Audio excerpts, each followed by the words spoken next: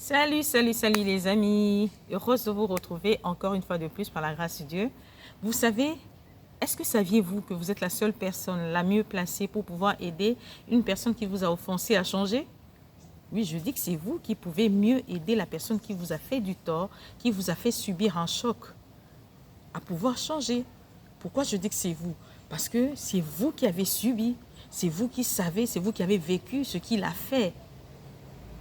Et ce qu'il vous a fait, il ne l'a peut-être jamais fait à quelqu'un d'autre.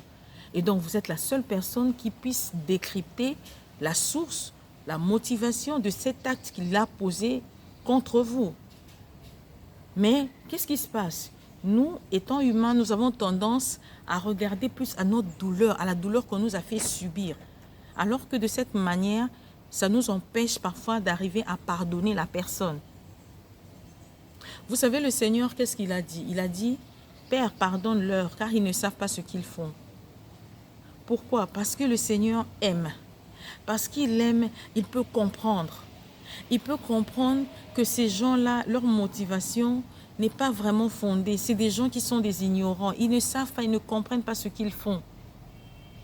Et pour ça, il est prêt, il a été prêt à pardonner. Et le Seigneur veut que nous puissions aimer de cette même manière pour que nous arrivions à pardonner même ceux qui nous causent du tort malgré la douleur.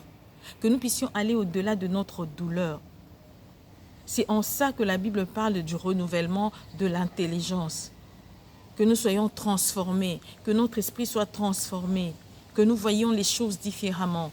Vous savez, quand nous avons nos enfants peuvent commettre des bêtises, mais qu'est-ce que nous faisons?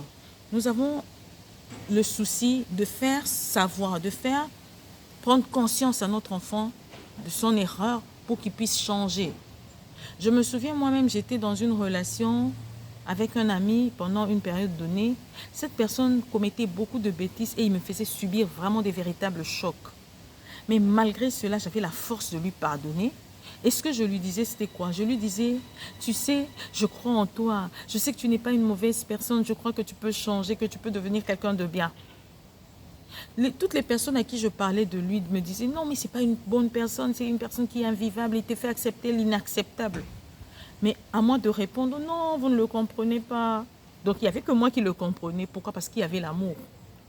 Donc, le Seigneur veut que nous puissions aimer de cette manière pour que nous puissions, au-delà de ce que nous pouvons subir, pardonner, aimer et pardonner.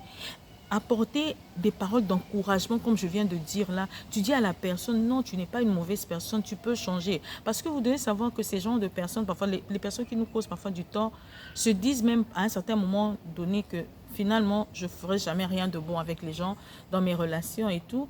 Il y a même d'autres, même dans tous les domaines de la vie, hein, même dans le domaine de la vie de péché, quelqu'un qui tombe à chaque fois, se dit, finalement, je suis un gâchis, je ne pourrai jamais m'améliorer.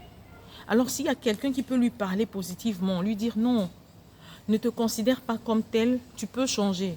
On peut mieux aider cette personne-là. Donc, je suis venue nous dire que nous sommes les personnes les mieux placées à aider ceux-là qui nous font du tort. Donc, nous devons arriver à aimer à ce niveau-là. Ceux-là qui ne nous aiment peut-être pas forcément, mais par notre façon de faire, nous pouvons aider ces gens-là. Nous pouvons leur apporter des paroles d'encouragement. Ils en ont besoin. Ce n'est pas parce que quelqu'un a fait quelque chose de mal qu'il s'attend forcément à être dans la condamnation, dans la critique, dans le jugement. Non.